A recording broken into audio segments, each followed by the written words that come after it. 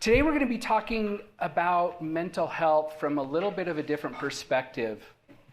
As we heard in the last session, we heard a lot about the statistics around how many people are struggling overall with mental health, how many people are living with mental illness. But oftentimes we don't have a discussion around what is going on in the workplace. So today we're going to have that discussion. We're going to open it up for questions as well, but we have some amazing panelists with us today with a lot of different perspectives when it comes to the workplace. And so, Marshall, why don't you start us off? Just tell us a little bit about you, give us a little bit of your background, and then we'll just pass the mic along. Hi, my name is Marshall Papke. I had the opportunity to work with Mountain America Credit Union for 21 years, and I started out in HR, and then I ended as a part of the executive team, and now I work doing executive coaching and consulting for companies across the country. Hold the mic, Marshall. I'm going to ask one question before you pass it along. As you think about the biggest challenge we have as it relates to mental health in the workplace, what do you think it is? Well, I think the biggest challenge is vulnerability. I think that we're wired not to want to share what's actually going on outside. I think specifically leaders need to lead the way. Otherwise, it's not going to be acceptable culturally in most organizations if leaders don't step up and make it safe to have these type of discussions. Thank you. Lorraine. Hi, my name is Lorraine Wright, and I started as an executive with American Express and Catholic Healthcare West and worked for a long time in those roles. And then I became, with my husband, a entrepreneur coach and executive coach. And today we have also a fractional CHRO organization that supports organizations that are growing and scaling with their HR needs. And tell us where you think the biggest challenge is. I definitely feel the biggest challenge is in leadership, because without having right leaders that create a safe space for conversation and also an environment where mental health issues are understood and the conversation is normalized, then it really becomes an environment where no one knows where they stand on the topic. So I feel it's similar in the leadership issue. Thank you. Reza. Reza Ahmadi. I am an organizational psychologist, or I should probably say more like an organizational scientist, and I lead a company here called Emergent Solutions. We're a management consultancy and leadership coaching consultancy, and we are in Salt Lake City and in the Bay Area. And I think I'm going on 21 years as a consultant, and that's pretty much all I've ever done outside of pizza delivery before that. But yeah, so that's me. And you're going to ask me that same question? You read my mind. Yeah. So, I mean, I agree completely with Marshall and Laura. You know, we got to basically acknowledge it, that it's happening. And, you know, I tend to take a pretty organizational systems perspective around things. Once you acknowledge something, then how do you get to a point where you actually want to do something about it? Like, what do we need to do to make it essentially pop up on the executive management dashboard as something that you're measuring regarding the overall health of your business? That's what I would add. Thank you. Well, today we are going to be exploring so many different things, but you know, I want to bring something to light, and I want to show you a real life example of what this can look like, because oftentimes we're afraid, right? We're afraid to talk about mental health in the workplace, and so we try to hide it and we try to ignore it. And you mentioned something, Marshall. You talked about vulnerability. And so I've never done this before, but I've got a confession to make. So for the last 13 and a half years, I've had the opportunity to be a speaker and a trainer and a coach.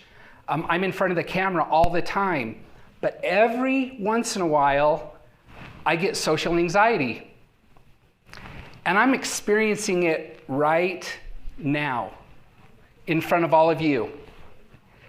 And I'm hot, and I'm starting to sweat, and I'm thinking to myself, oh my gosh, I can't believe that this is happening to me, because if you only knew how often I'm in front of crowds, like it's almost never a big deal. But every once in a while, it just shows up. And I could hide it from all of you, and I could be sitting here just completely in this place of absolute terror and trying to think, oh my gosh, can people tell? But you know what the other choice is? Talk about it. By a raise of hands, how many of you have ever been nervous before?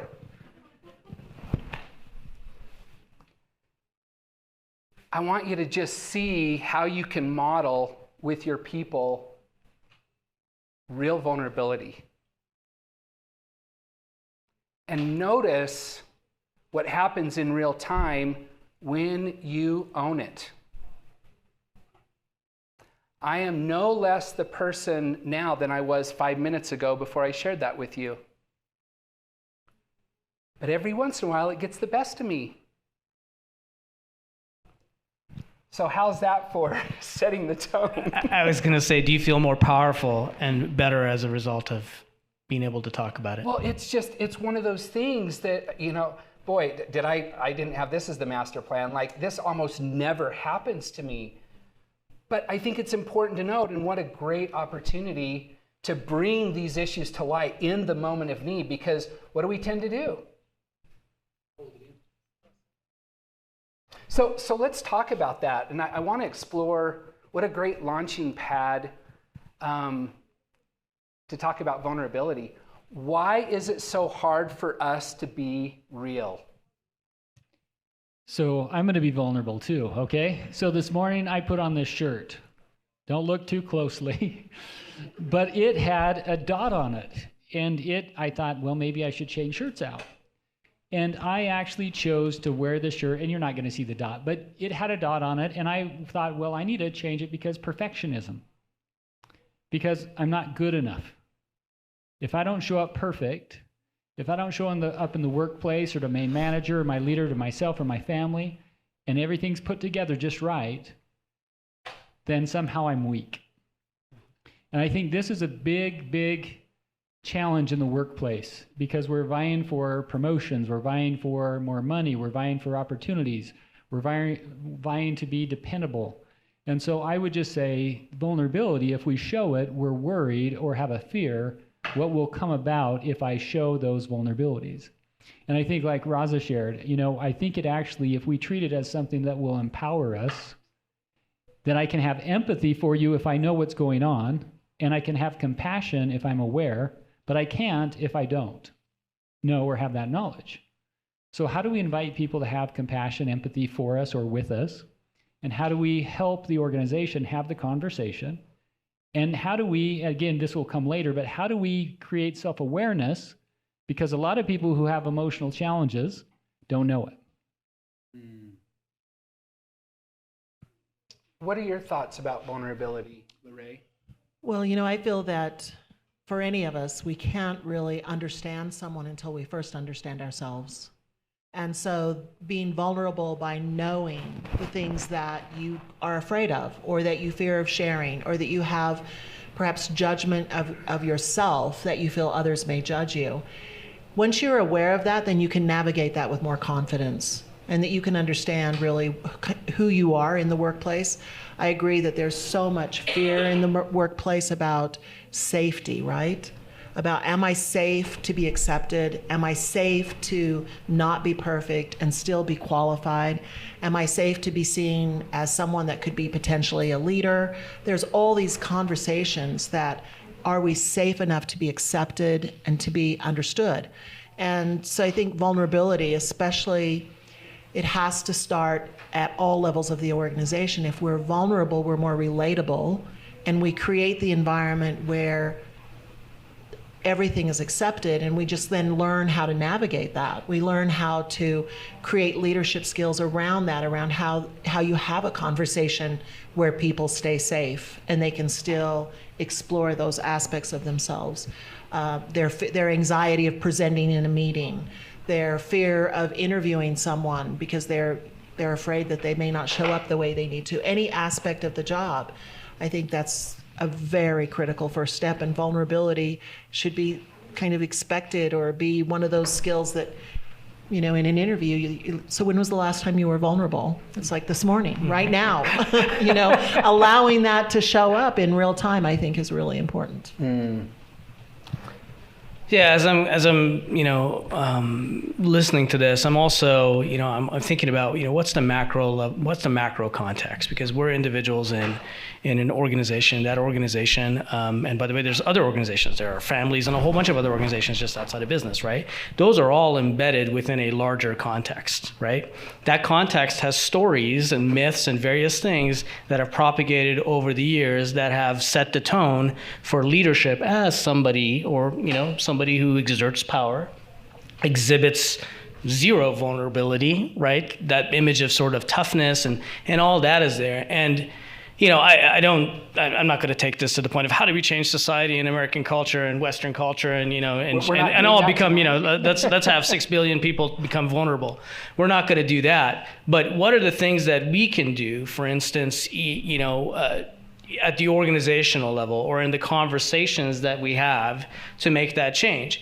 And so I haven't studied the history of how mental health has been cast over the years, but I'm sure if you go back and look, you're going to find a lot of metaphors, depictions, pictures. It's been cast in a different way than anything else in your body. And all mental health issues, I'm going from vulnerability to mental health now, if that's okay. But everything either has a root in your biology or the manifestation of it then gets rooted in your biology, but we don't think about it that way, right? So if we kind of think about how we can change it, one pathway has got to be the linguistic piece of it and the metaphors that we've used for it.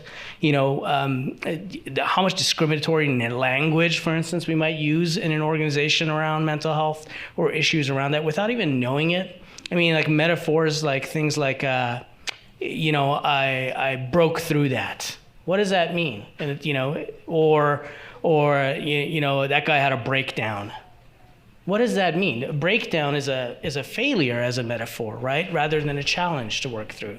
Like I don't want to get too theoretical on it, but these little tiny things that we do propagate the story around why vulnerability isn't, something that we want in our organizations, right? So, yeah. Well, and that really leads us into this conversation around the stigma, which is part of the language that we're using, right? Is oftentimes we talk about it differently, we act about it differently, and if you want to know some of the numbers, some of the latest numbers that we have is that 80% of the people who live with mental illness will never reach out and get the help that they need. Imagine that. And the number one reason is stigma. Guess what the number two reason is? Job concern. How am I going to be viewed at work? How are people going to see me? Am I going to have an opportunity to get a promotion if I take a mental health day? How do my leaders view that? And so let's talk about leadership, because all of you work with leaders, you coach leaders, you've been a part of organizations where you have obviously had leaders. What do you see in the world we live in today as the primary role of leaders as it relates to mental health in the workplace? And let's start with you this time, Lorraine. Well, that's interesting because a role around mental health, it's hard. The fact that I'm struggling kind of tells me that they don't see a specific role, that most leadership is really driven to performance. And so because you have goals and you have objectives and you're looking to perform, right? You want to have a strong bottom line. You want to have a strong customer base. And so everything is about performance. And when people struggle to perform, I do not believe that the conversation is around how are you feeling, right? Like what's going on. I think the conversation is around, it's more punitive, right? Like how long will it take you then to get it done, right? Versus what are you feeling? Is something coming up? Instead of exploring what the potential barrier may be, I think it's more about let's measure then when you'll get this done. It's all against the performance. And I think that would be a great place for small steps to start, to have people have a conversation more around, what in the context of doing work creates anxiety, creates mental struggle, creates depression, creates kind of that mental environment that starts to not support wellness. Late hours, taking work home, not being able to turn it off when all of a sudden at 5, there's a lot of other things that come into someone's mind. Working mothers, it's like children, working fathers, sports and food for dinner. And, after a certain hour, work should turn off, but it doesn't. A lot of times it comes home. And I think that challenge starts to create a lot of distraction and competition for our wellness. And that's what starts to plant those seeds of, anxiety or depression or fear. Fear by itself, if not contained, creates tremendous disease. They're now, and no one would say, like, is fear an illness, but it is at the root of a lot of diseases. So I think I don't have a good answer for you. Well, that sounded pretty good. But Marshall, I want you to pick up where she left off, because I know you and I have had conversations around some very practical things. One of them, just to kind of pitch one to you, is I remember a time where you talked about oftentimes as leaders and managers, we have a hard time saying no, or we want to drive and have success in so many areas, which can create a lot of anxiety with teams because they don't know which direction they're supposed to go, and so they're going a million directions too. Maybe just speak to the practicality from a leadership position of how can we do better at reducing the kind of stress in the work environment? It's a great question, and I'm going to share a personal bad example with you. I have many of those. So this one was around self-awareness. And I think one of the things that we struggle with a lot is self-awareness. There's a research project that says only 15% of people are actually self-aware. So that means the other 85% of us, and I'm putting myself in that, need to work on our self-awareness. So one of the things that I did that was not helpful in the workplace was if I was up at 2, 3 in the morning, which happened occasionally, I would just pound the email out. And so what would happen is people would wake up and they'd see an email from the boss and they feel like they need to do what? Respond immediately, right? To show that they're on top of it. And so I learned that there's this nice little function that you can write emails at whatever time of the day and you can send them later.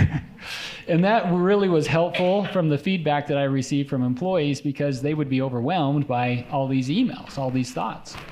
So I think that that's one area. Going back to self-awareness, I think that we need clarity on what we're focusing on. And I think far too often businesses think if I can grow 15% instead of 10%, isn't that better? And I know that that sounds maybe counterintuitive, but what is the problem if you can grow 10% steadily instead of 15%, then 8%, then 6%, then whatever, jump up and down and just be more consistent and have better work-life balance? I think we're seeing with this great resignation that's going on, I think people are expecting employers to think, behave, act, see things differently, and lead differently. And I think that the future is changing and evolving more dramatically in the last 2.5 years than I think we'll realize for probably the next 5 or 10 about all the things that are going to be different. Think back to 9/11. What's different today? I was at the airport twice in the last 2 days, and we didn't have security back then. I remember running to the gate to catch the plane and running right on, right? Well, I think right now our workplace and what we need to do as leaders is evolving rapidly. So those are a couple things that I would just say from a self-awareness. How hard are we pushing people? Are we pushing people and squeezing, all of the juice out of the grapes? Do we view people as expenses, investments, human capital? How do we look at that? Are we really investing in their future? Are we investing in the family? There's so much that we can do differently. and see things differently than just the bottom line results. I think the companies that are ultimately going to survive and have sustainable results are going to be those who really start talking about people as people and not as assets or resources, but as people. Yeah, it's so beautifully said. One of the things that's always been an issue for me since I was a grad student and studying organizational psychology and all that was that for some reason we can't get away from training leaders to run fiscal entities that produce some sort of a product, and instead orient them to to leading a collection of people oriented toward a purpose, right? And that's ultimate. And to do that effectively, you have to understand the individual and social psychological requirements of those individuals and make sure that those are met. And the social contract is changing. And it has been changing, right? I mean, I used to have, my dad is long gone now, but I used to have conversations with him when I was stressed out. And he'd say, just put your head down and work. Right? And I was ready to go create a startup somewhere where I could be my own boss or something. But anyway, that social contract is changing, and it just got basically, turbocharged with the pandemic and remote work, mass amounts of flexibility and remote work. Those things are gonna factor into that.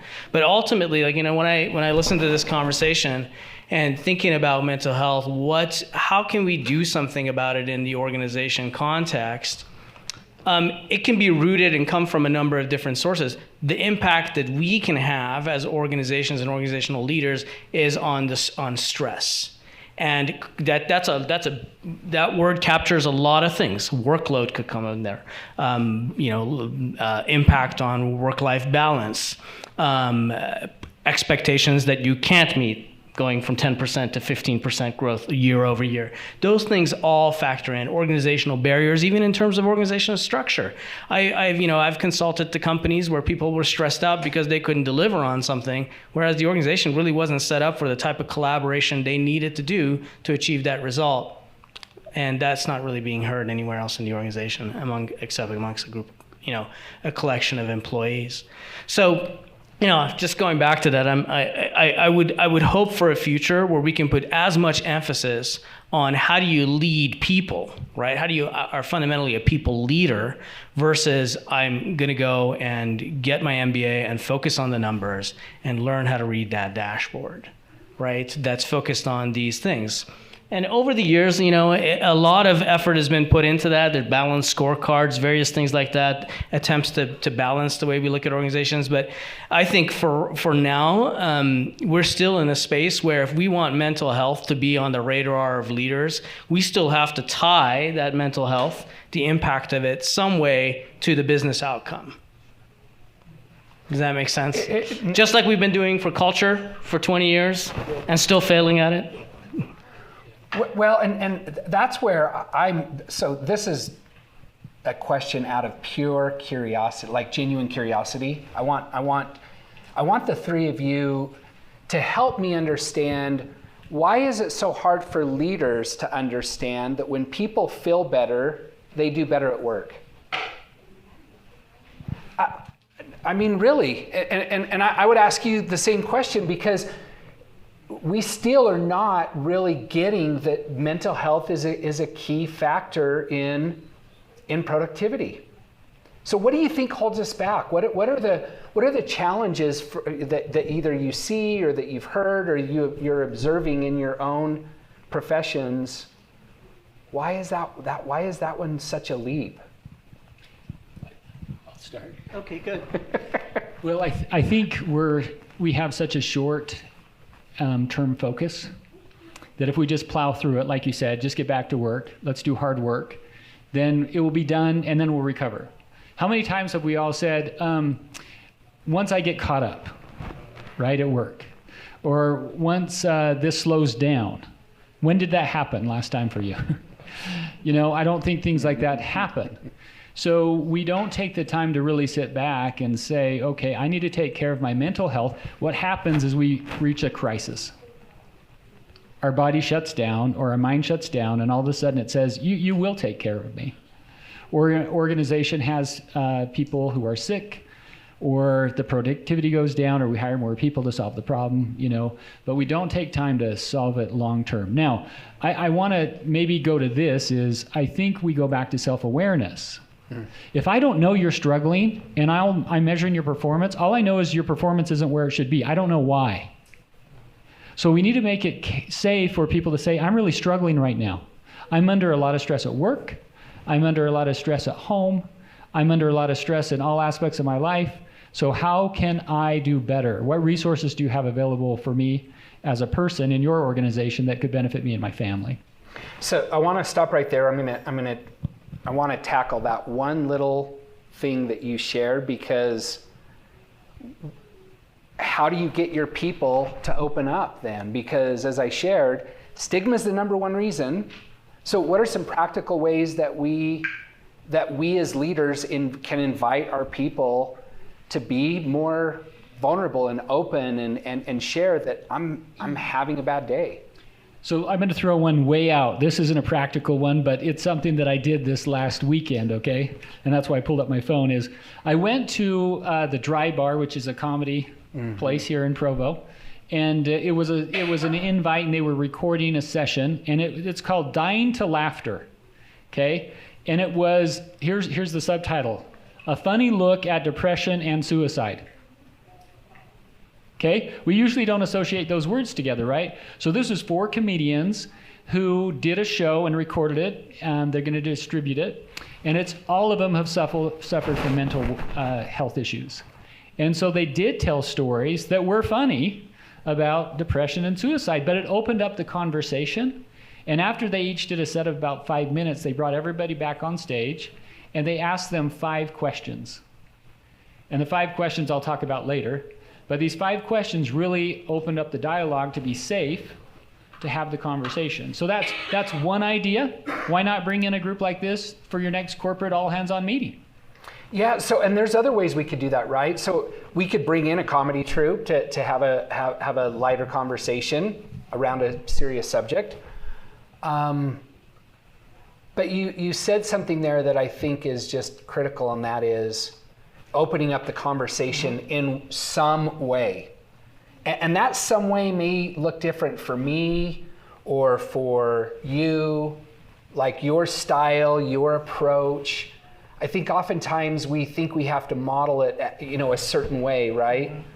And so I would say that opening up that conversation is crucial. Would you agree with that, Lorraine? Yeah, opening up the conversation, and then, looking, because the parallel to culture and people are so closely aligned.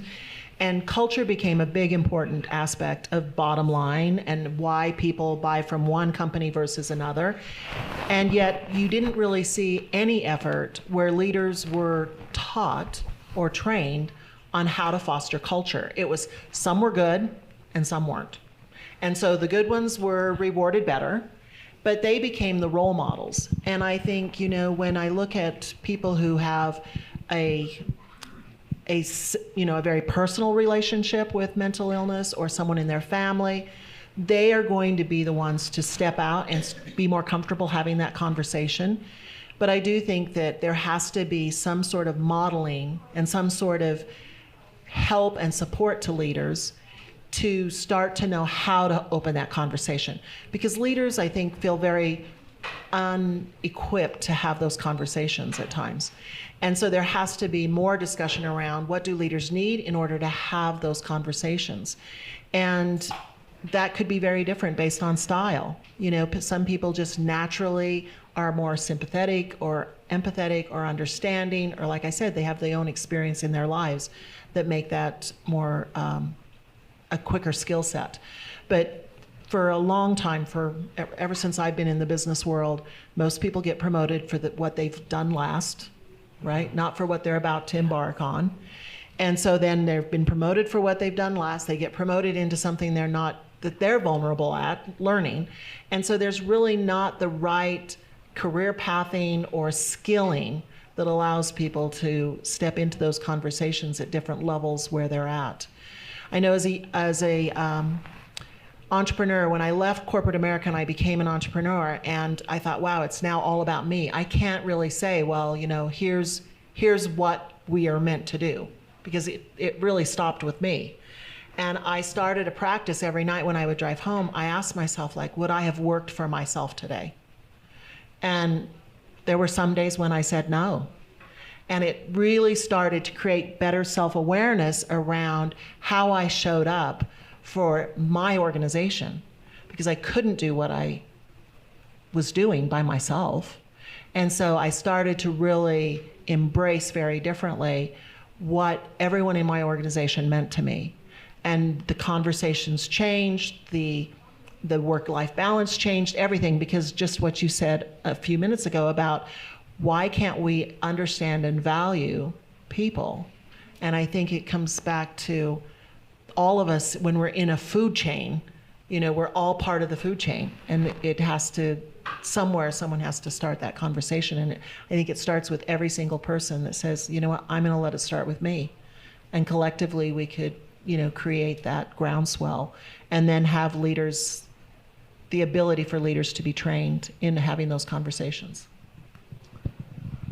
Yeah, and I think if you look back over the last 20, 30 years and the many things that are on our radar now that weren't there and accepted as part of culture broadly, I think we are sort of at the beginning. We're raising attention around this, and we will see more attention paid to it, maybe not to the extent that we're advocating here, but hopefully we will get there.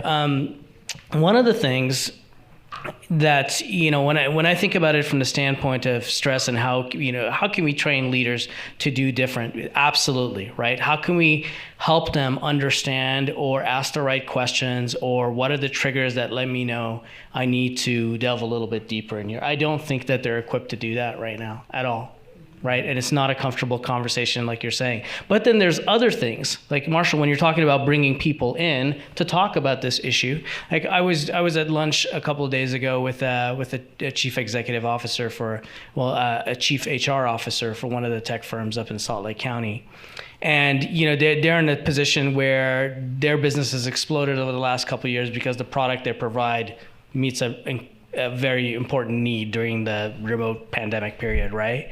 And so they're noticing that they're beginning to see attrition in their sales group. These people are making more money than they've ever made, right? And there's attrition in the sales team. How could that be, right? So you dig a little bit further. Where are you leaving? Why are you leaving our company? I'm not even going to another company. I just can't take it anymore, which is, I just used one of those discriminatory terms myself right there.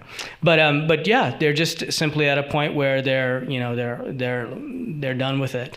And so what they did is they just gave them and say, hey, you know what? We're going to begin by giving all these sales folks a couple of days a quarter that are just personal health days. They're not mental health days. They're yours. They're in addition to every other benefit you get. We know you're on the verge of burnout, but I'm looking at that as, hey, that wouldn't have even occurred to me, and I'm really glad that you're doing it, and I wonder if you're going to spread that to the rest of your organization. But it's a simple step that they can take to do that. And here's the thing is, the way that they got there is because they had some discipline to ask the right questions. Why is this happening? Instead of just assuming, something around it, they dug deep enough to understand that. And so when I've been around organizational assessment for so long and seen many, many different ways to look at an organization, but I can't say that I have seen a great way to tell if an organization is stressed out, right? If that's the premise, right? That this is where mental health issues come. Are we stressed out as an organization? Go ahead. So I worked with an organization where they felt stressed out. And finally, the CEO was like, I don't understand what's happening. And so we just had the leaders come in and he asked, why are you stressed? And I mean, we were there for like 3 hours. And people were taking notes. And then we kind of stopped and took breaks in between because we started to get to real issues. And the issues were things that could be solved. It was maybe another resource over here, another temporary person that could come in so many hours a day, maybe a new computer over here. I mean, it was such small things that could fix the problems. So it was really eye-opening for me, because I thought, so what is it? Why are those things that were so simple fixes? Why would an organization environment create such a tolerance for stress versus a tolerance for solution? And again, it comes from that mindset that's leading, right?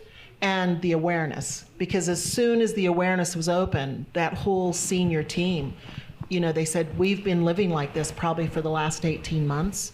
And had we known, we could have been solving these problems for a long time. And so I think, that awareness, it's so valuable. And you're right, it's 15%.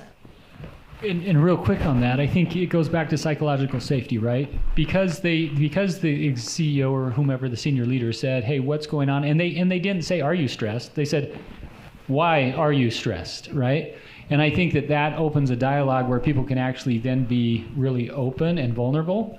I would say a couple of things real quick is trust in an organization. If there's not great trust, there's great stress. So I want to open it up. Yeah. So who has a question for our panel? By raise of hands. Anybody? All right, let's start right here.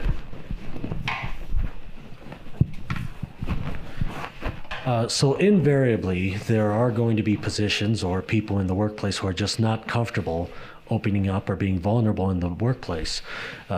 What other avenues are available to promote that mental health in the workplace? Like, for example, the extra paid leave, or maybe making an employee feel more in control of their workday. Well, what else could be explored? A couple of things. One is, I think, anonymous surveys, going out and soliciting feedback from people about how they're doing, where we can't identify who it is, but we can identify if is a systemic going on throughout the company. Is there resources that are needed? Employee assistance programs, healthcare providers, making sure people are aware of their benefits, Blue Novus, what they provide more in a proactive instead of a reactive approach. So I think there's a lot of resources, but education of the resources. How many employees even know that they have access to mental health benefits? How many employees know that their healthcare provider, there's a certain level that's required by law to have, right? So there's a lot of education that needs to be done so people know what resources are available and how to access them. And then the other thing is, really quick on that, I just want to read this real quick because I want to put this in your mind, and if you want to use it in your place of employment, please do. So this is a Harvard Business Review. I really like them. The article is titled, How We Rewrote Our Company's Mental Health Policy, okay? Here's how it starts out. Imagine how you'd react if one of your employees crawled her way into your office with a broken leg or became visibly ill at her desk. You wouldn't ignore her physical health or tell her that she really needs to keep her personal problems at home. You'd help her to the emergency room and ask how you can help her during her recovery. And then it goes on to say, so why aren't we doing that with mental health? So I really like this imagery because I'm a visionary person. So if you can see that, and if your organization isn't good, then help them understand that from this perspective. And I think all of a sudden they'll go, yeah, I get that. Okay, if somebody walked in, they'd just been hit by a car, I wouldn't say, yeah, take your problems home, get back to work. That's just not the mentality. Yeah, take your kids home. More questions? You can go ahead and talk while I head up there. I really think the proactive approach, just as a simple thing that all organizations can do, is a really important one. Just don't even question that it's there. It's there. So, quick question for the panel here. Anyone or whomever can weigh in, but I was really intrigued by some of the opening comments around language and how we talk about mental health. So I agree wholeheartedly that we have to be careful how we talk about it. However, what can be done to change the language, or what is being done to change the language around mental health? I think we're kind of teasing around that a lot, and maybe there's been some really kind of poignant answers, but I'm really curious, how do we change that language, and what is being done to change that language within organizations?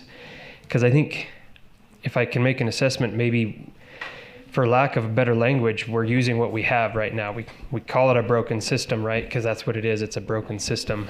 So I'm just curious about your thoughts there. And like I said, maybe there's been some discussion around this, but just kind of directly, how do we change that language? I mean, James, you actually might have some comments around this, changing just, maybe going from mental health to emotional prosperity is one, for instance. Yeah, I mean, thank you for the question. There are a number of things that we can do. One is to educate ourselves on what is a better way to express this. So one simple one is, instead of using terms like so-and-so committed suicide, using a term like so-and-so died by suicide.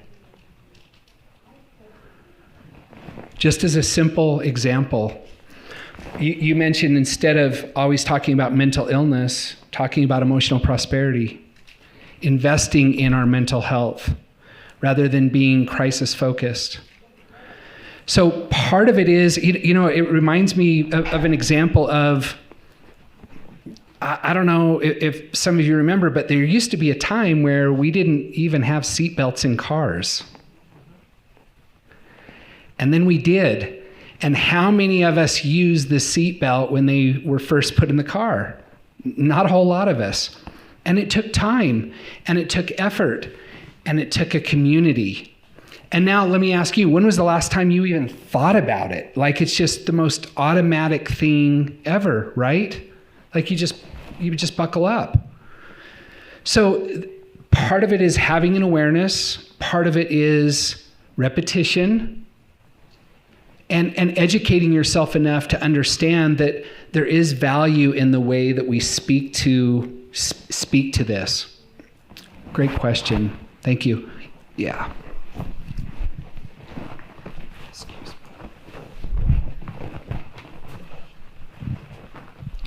Well, I'm a respiratory therapist. I work at 2 hospitals here in town, and I teach for UVU's respiratory program. And so I understand the stress that comes with dealing with a global pandemic. One of the comments that I hear over and over, especially in the ICUs, a nurse said, "When did we become immune to death?" And I thought about it, and I said, we're not immune to it. We're simply very, very good now at putting it in a box and putting it back in the closet and not dealing with it and not talking about it. And yet, overwhelmingly, the sense of hopelessness is prevalent in the hospitals. And so how do we deal with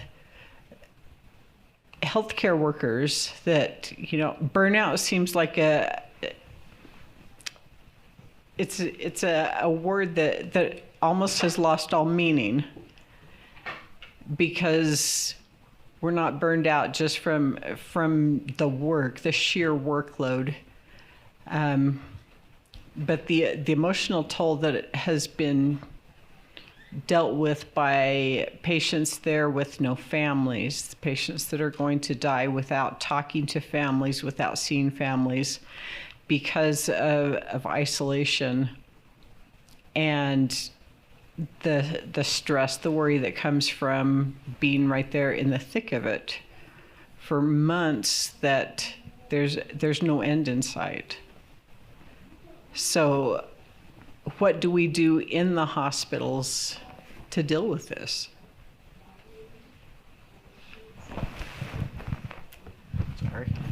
I think you have to create the space to have the conversation. People support what they help create, right?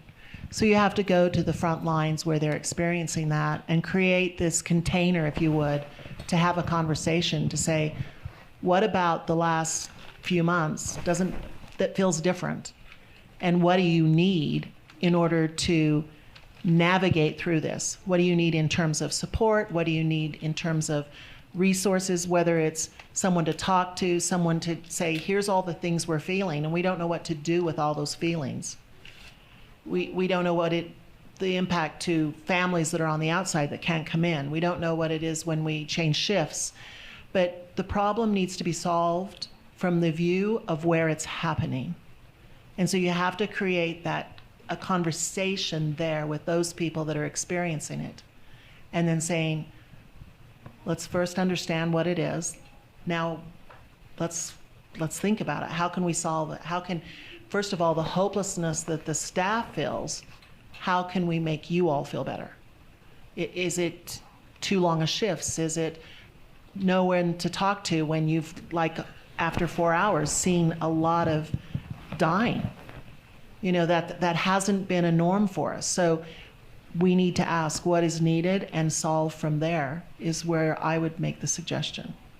But I think, you know, it takes, sometimes we look for answers when the answer has to come from inside us that are experiencing it. We have to say, this is what I need. I think this would feel right, and create a conversation among several that are experiencing something similar so that others can come in and help contribute to solving that experience, that problem. And I even hate to call it a problem, but, you know, to help create something that helps us navigate from here to there in a better way. And I'll add to that, if I can, is I think there's a simple framework, and again, I don't want to oversimplify it, that I was taught many years ago, and it basically is employee engagement will increase when passions outweigh stresses. So it's a pretty easy concept, right? So in this crisis situation, especially for healthcare workers, they not only had to do their normal job, they were dealing with greater death, greater sickness. They were dealing with the mindset, I believe, that they may be the last person that this person sees. They don't get to see their loved ones. Most of them are in the healthcare industry because they care. And so they take that on personally, and they don't leave it at the hospital. Now they're taking that type of work home.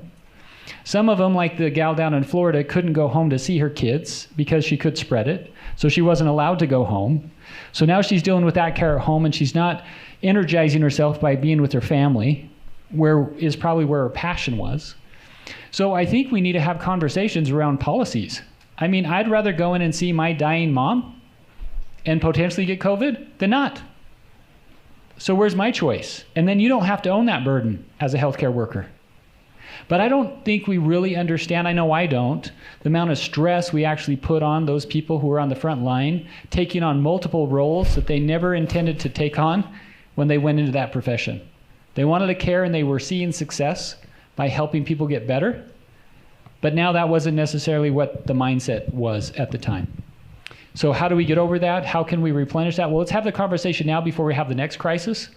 And let's make some decisions now before we're in it, is one of the things I would suggest for the future. I don't know how to fix the past, besides going and having people talk to counselors and work through those emotions, because I think that that can help. But anyway, this framework of passions outweighing stresses, I think, is a real thing. And if we can implement that in times of crisis, I think we're much more likely to have success. One more question? All right. Excuse me.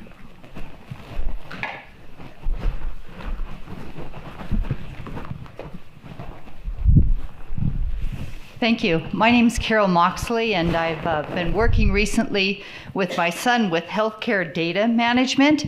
And we recently, for a major hospital, did a large survey with RNs that were working incredible hours with COVID patients specifically.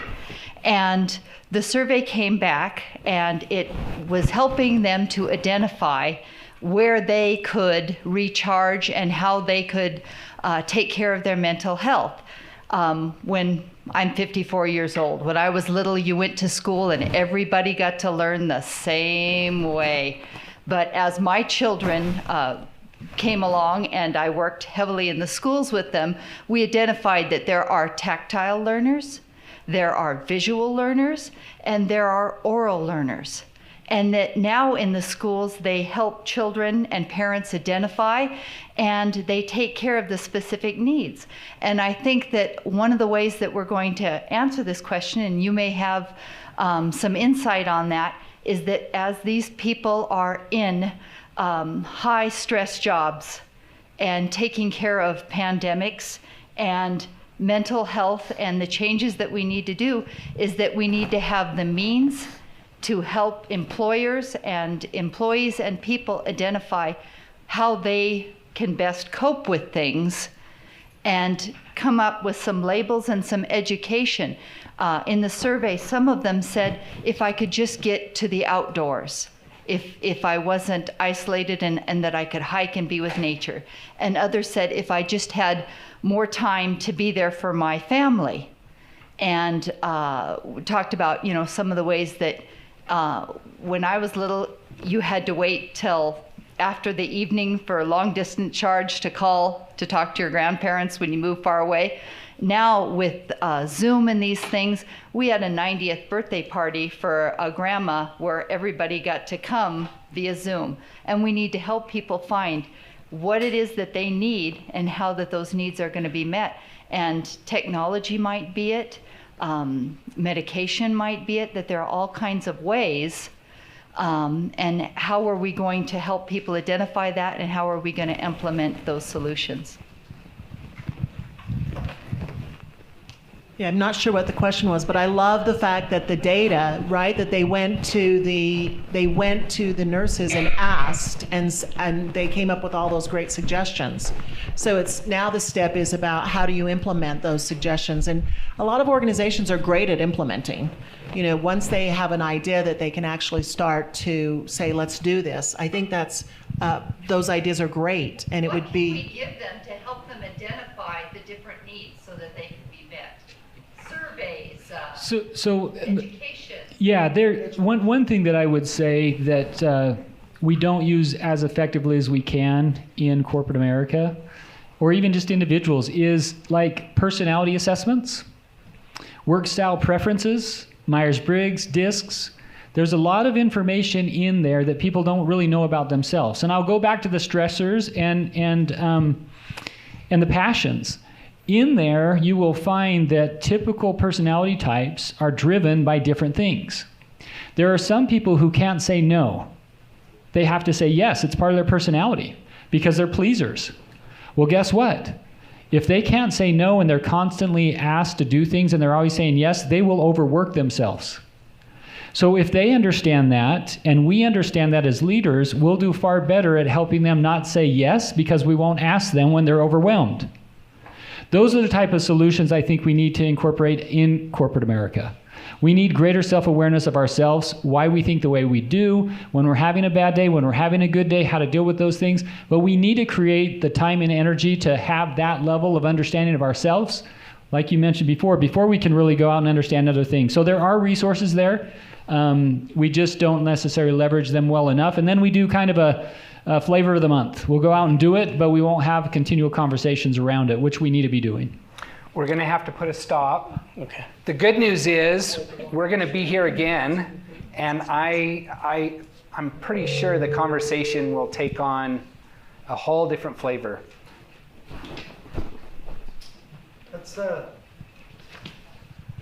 give our panelists and presenters a round of applause. Thank you for being here and taking the time out of your busy days to come and present